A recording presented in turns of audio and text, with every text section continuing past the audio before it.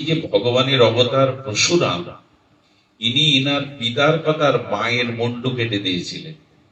কোন সন্তান যিনি ভগবান স্বরূপে তিনি মার মস্তক কেটে হত্যা করতে পারেন?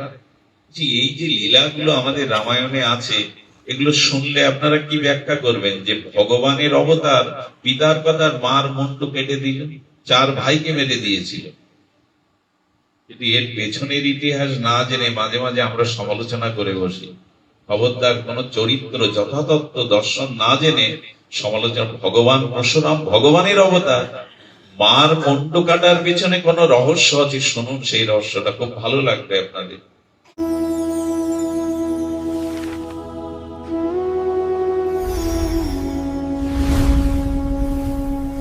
তত্ত্বের সাক্ষাৎকার হবে। ওনার পিতা ছিলেন ভৃগু, মনে হয় ঋষি। ওই ঋষি তপস্বী ছিলেন, আর পরশুরামের মা ছিলেন মহাসতী। কেমন জানেন? আহা, সতীর কি মহিমা গো! উনি প্রতিদিন গঙ্গায় স্নান করতে যেতেন, আর স্বামীর সেবার জন্য জল নিয়ে আসতেন, কিন্তু কোনো পাত্রে না। এই হলো সতীর মহিমা। কোথায় আনতে জানেন? আঁচলে করে। সতীর মহিমা এমন যে সতীর পরনের বস্ত্রটাও এত পবিত্র হয়ে যায় যে ওই জল পড়তো না। প্রতিদিন আঁচলে করে জল আনতে। সীতা যখন বনবাসে যায়, একটা কাপড় পরে গিয়েছিলেন। 14 বছর একটা রমণী এক কাপড়ে থাকতে পারে? দেবী অনুসয়া বলেছিল, সীতা, তুমি জগতের শ্রেষ্ঠ সতী, 14 বছরেও তোমার এই কাপড় মলিন হবে না, ছিঁড়ে যাবে না। এটা সতীর অঙ্গের বস্ত্র। সতীর এমন মহিমা, তোমার এই কাপড় পুরাতন হবে না, আমি একটা বস্ত্র তোমায় দিচ্ছি, এই বস্ত্র মলিন হবে না। সতীর অঙ্গের প্রতিটি বস্তু পবিত্র হয়ে যায়। আমাদের শ্রীবৎস রাজার কাহিনীতে আছে, শনি দেবীর পাঁচালীতে আছে যে সওদাগরের নৌকা চড়াই বেঁধে যায়, সেখানে লোকজন নেই। বলেছিল, চিন্তা সতী অধিযোগীর দৃষ্টি দেয়, তবে তোমার নৌকা চড়াই থেকে সরে যাবে। সতীর এমন মহিমা। তো আঁচলে করে জল আনতেন গঙ্গা থেকে, এই জলই তার প্রতি এই ঋষির সেবায় লাগতো। মন দিয়ে শুনছেন তো, খুব মার্মিক ঘটনা। উনি যেতে যেতে পথে একটা কুদৃশ্য, অশ্লীল দৃশ্য দেখেছিলেন। এই সতী অশ্লীল দৃশ্য, অর্থাৎ নরনারীর যে শৃঙ্গার, কুদৃশ্য, এইটা উনি দেখেছিলেন। আর এই কুদৃশ্যটা দেখার সাথে সাথে তার মনে এমন ভাবে তার ছাপ পড়ে গিয়েছিল, সেই দিন গঙ্গায় জল তুলতে গিয়ে আঁচলে আর জল দাঁড়ায়নি। পরশুরামের মা, ভগবানের মা, একটা কুদৃশ্য দেখাতে মনে এত প্রভাব পড়েছে, তাতে আর সেদিন তার আঁচলে জল দাঁড়ায়নি। একটা অনুরোধ করব, দেখবেন ভগবানের দর্শন করতে গেছেন কোন মন্দিরে, প্রসিদ্ধ বিগ্রহ, সেখানে কি রঙের পোশাক রাধারানীকে, গোবিন্দকে পরানো, 5 দিন পরে মনে থাকবে না। কিন্তু একটা অশ্লীল পোশাক, যেটা 2 বছর আগে, 5 বছর আগে কাউকে দেখেছিলেন, ওই পোশাকটার কথা আমরা ভুলতে পারি না। ঋষির পুত্র যজ্ঞ করছে, যজ্ঞের হোমের কাঠের অভাব, স্ত্রী আছে, পুত্র আছে, যাজ্ঞিক ঋষির পুত্র বলল, যাও কটা কাঠ নিয়ে এসো।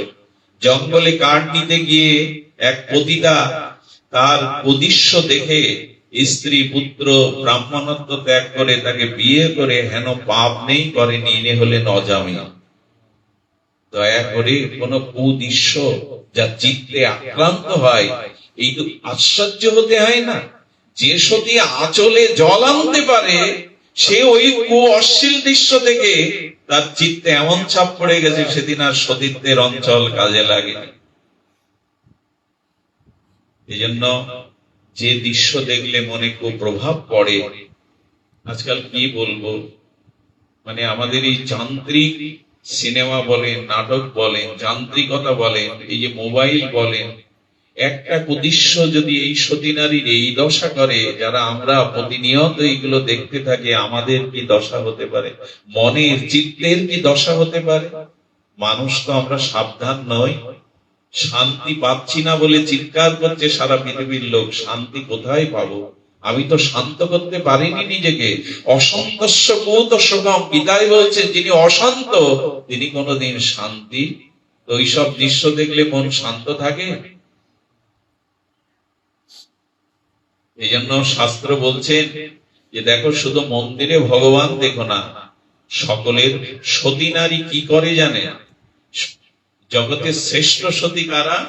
যারা নিজের স্বামী ছাড়া পৃথিবীতে আর কোন পুরুষ আছে এটা ভাবে, আর কোন পুরুষ নেই, এক আমার নিজের পতি ছাড়া জগতে পুরুষ নেই। বলে তারা কারা পুরুষ যে চোখে দেখি? বলে তারা আমার পিতা না হলে সন্তান, এই দৃষ্টিতে দেখে তারা। তো আজকে যখন জল আনতে পারেনি তখন বুঝতে পারলেন ওর সতীত্বে কোথায় কলঙ্ক লেগেছে। তাই সন্তানকে বললেন, 4 সন্তান দাঁড়িয়ে বললেন তোমার মায়ের মস্তকটা কেটে দাও। 3 সন্তান বললেন মাতৃহত্যা পিতা আমরা করতে পারি না, কারণ শাস্ত্রে পিতার থেকে মায়ের স্থান উপরে রেখেছে, মাতৃদেব ভব, তারপরে পিতৃদেব ভব। পিতা মাতা আলাদা জায়গায় থাকলে আগে মাকে প্রণাম করবেন, বাবাকে নয়, কারণ পিতার থেকে মায়ের স্থান অনেক উপরে। কিন্তু পিতা মাতা এক জায়গায় থাকলে তখন মায়ের সম্মানের জন্য পিতাকে প্রণাম করতে হবে, কারণ মায়ের গুরু পতি হলেন বাবা। এই জন্য মা আর বাবা এক জায়গায় থাকলে আগে পিতাকে করতে হয়, নাহলে প্রণাম পাওয়ার অধিকারী কে? আগে মা। তো বলছে মায়ের মুন্ড কেটে দাও। বলে না, এমন গৌরী তো মাতৃহত্যা মহাপাপ, আমরা করতে পারবো না। পরশুরাম হলো ছোট ছেলে, বলে পিতা আদেশ করুন। যেই বললেন ওনার কোড়াল নিয়ে মায়ের মস্তকটা ছেদন করে দিলেন। বললেন আমার আজ্ঞাকে? জগতে অনেক মাতৃভক্ত পাওয়া যায়, কিন্তু এই পরশুরামই একমাত্র এত বড় পিতৃভক্ত। রামচন্দ্র পিতৃভক্ত, দশরথের সত্য মানার জন্য বনবাসে গেলেন, কিন্তু মায়ের মুন্ডু কেটে দেওয়া বাবার এক কথায়, এরকম পিতৃভক্ত পরশুরামের থেকে জগতে। মাতৃভক্ত হলে সে উন্নত হয়, এমনি পিতৃভক্ত হলেও তার জীবন অনেক দূরে যায়। তুই কেটে দিলি আমার এক কথা, এত তোর আমার প্রতি আদেশের প্রতি দৃঢ়তা নেই। এই 3-4 ভাই আমার কথা শোনেনি, ওদেরও মস্তক কেটে দিল। সঙ্গে সঙ্গে ভাইদেরও মস্তক কেটে দিলেন। দেওয়ার পরে পিতা বুকে জড়িয়ে ধরে বললেন, এত তোর প্রীতি আমার প্রতি, আমার আদেশের প্রতি তোর এত নিষ্ঠা, এত পিতৃভক্ত, তবে বর চা। পরশুরাম বললেন, পিতা তবে যে বর চাইছে আপনাকে দিতে হবে। বলে তথাস্থ, আমি দেব বর।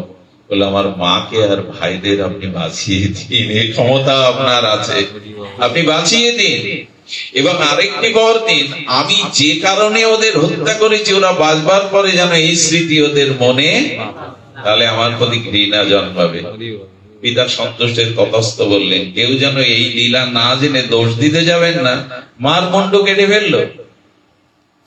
এখন প্রকৃত সন্তানের এই দেখুন, ও জানে যে পিতার কাছ থেকে ওদের আবার বাঁচিয়ে দিলেন।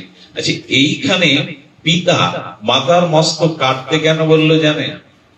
যে অশ্লীল দৃশ্য দেখে ওর সতীত্বে টান পড়েছে, এই শরীরে থাকলে ওর ভজন সাধন, এই জন্য শরীরটা আবার বললে পবিত্র করে নিলেন। যদি ভুল হয়ে থাকে, যদি চরিত্র স্খলিত হয়ে থাকে, তবে সেই ভাব বদলে আবার নতুন ভাবের দ্বারা জেগে উঠুন, তবে আবার হবে। ভুল হয়ে যেতেই পারে, ভুল হয়ে যেতেই পারে, কিন্তু আবার নতুন করে নিজেকে গড়তে হবে। কি তাত্ত্বিক তত্ত্ব এখানে বলা। এই জন্য পরশুরাম সাধারণ নয়। রাম চরণে পড়ে বললেন, এই দাস আপনার দাস ধনভঙ্গ করেছে। বলে আমার দাস কখনো ধনভঙ্গ করতে পারে না। বলেন আপনার দাসই আপনার শক্তিতে রামের এই দৈন্য বিনয় ব্যবহারে তখন ওনার রাগ কিছুটা স্থিমিত হলো। তখন বললেন, আমি তোমাকে মানতে পারি, তুমি ধনু ধরো তো।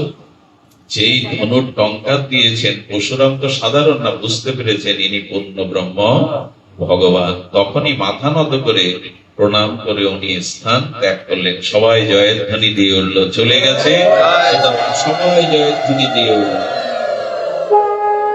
এর থেকে আমরা কি শিখলাম? অনেক বড় তত্ত্ব। সেটি পিতৃমাতৃ ভক্তি যাদের আছে, এরা জীবনে অনেক বড় হতে পারে। দ্বিতীয়ত, যদি স্খলন হয়েই থাকে আমার, আমার চরিত্রে যদি স্খলন হয়েও থাকে, তবে ফিরে আসার সম্ভাবনা আছে। নূতন করে নিজেকে ভাবনা করা। অনেক হয়েছে, ভোগ সুখ অনেক হয়েছে, আর নয়। নিজেকে নূতন, আমাদের নূতন জন্ম হয় না, দীক্ষা নিলে দ্বিতীয় জন্ম হয় কিনা? দ্বিতীয় জন্ম তো এই দেহেই তো থাকি আমি, একই নিঃশ্বাস, মানে আমার ভাবনার জগতে জন্ম হয়। দীক্ষা নিলে দ্বিতীয় জন্ম মানে আমার ভাবনার পরিবর্তন হলো।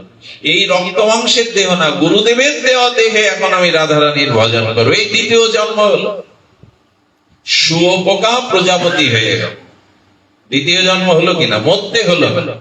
শুয়োপোকাটাই বিচিত্র রঙের প্রজাপতি হয়ে বেরোলো, মরে তারপরে হলো তা নয়। কিন্তু এমনি দীক্ষা ভাবনা ভুল হয়ে যায়, যাক, চরিত্র স্খলিত হয়ে যায়, যাক, আবার যদি নূতন করে ভাবতে শুরু করি জীবনটা ভক্তিময় শান্তিময় করতে হবে, তবে আবার আপনি পারবেন, আবার আপনি পারবেন।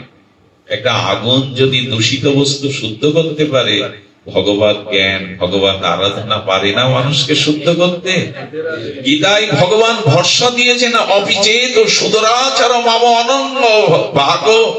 পৃথিবীর শ্রেষ্ঠ দুরাচারী মহাপাপীর থেকেও যদি পাপী হও, একবার আমার স্মরণ নাও, আমি সর্বপাপ হতে তোমায় মুক্ত করব। এবং জগৎকে বললেন, যিনি দুরাচারী, যার মতো পাপী জগতে, পাপীর থেকে অধম, সেও যদি আমার ভজন করে, তবে তাকে সাধুরেব সম্পন্তব্যম, সাধু বলে জানবে। পিছনে রদীপ নিয়ে তাকে বলবে না যে ভজন পথে এসেছে, সাধুরেব সমন্তব্যম, সম্যক ব্যবস্থিত হি, তাকে অবশ্যই।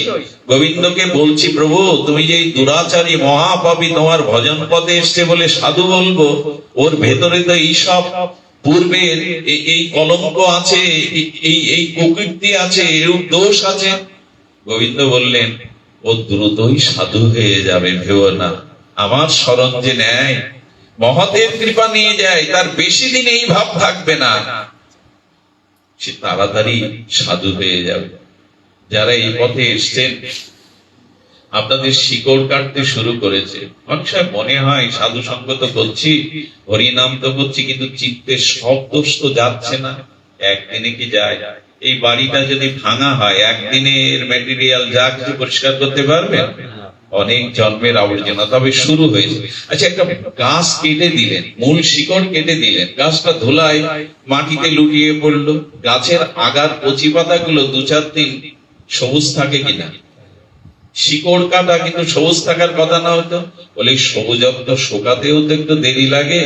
আপনার মূল শিকড়টা কেটে গেছে পাপের, কিন্তু যেটুকু দেখা যাচ্ছে ওটুকু ধীরে ধীরে ধীরে ধীরে কেটে যাবে। সাধু সে হবেই হবে, যারা একবার এসেছে এই পথে, সাধু সে হবেই হবে, সাধু সে হবেই হবে। জলে নামলে এই দেহটা অশুদ্ধ, ড্রেনের কাজ করেছি, ময়লা আবর্জনা পরিষ্কার করেছি, অশুদ্ধ, স্নান করে উঠলে যদি শুদ্ধ লাগে, যারা হরি নামে হরি কথাতে ডুব দিয়ে থাকে, তারা শুদ্ধ হবে না, তাদের পাপ শুদ্ধ হবে না, তারা অচিরেই সাধু হয়ে যাবে, তাদের সাধু রূপে জানবে। সুধীজন, এইটাই তো পথ, শান্তি পাওয়ার পথ, এইটুকু। এই তো গেল আমাদের সেই ভগবানের আত্মীয়তা, সেই আত্মীয়তার মাধ্যমে তার নাম রূপে লীলাতেই শান্তি। তমেব শরণাঙ্গশ্চ সর্বভাবেন ভারত তৎপ্রসাদ মৎপ্রসাদাৎ পরাং শান্তি স্থান প্রাপস্যি শাশ্বতম।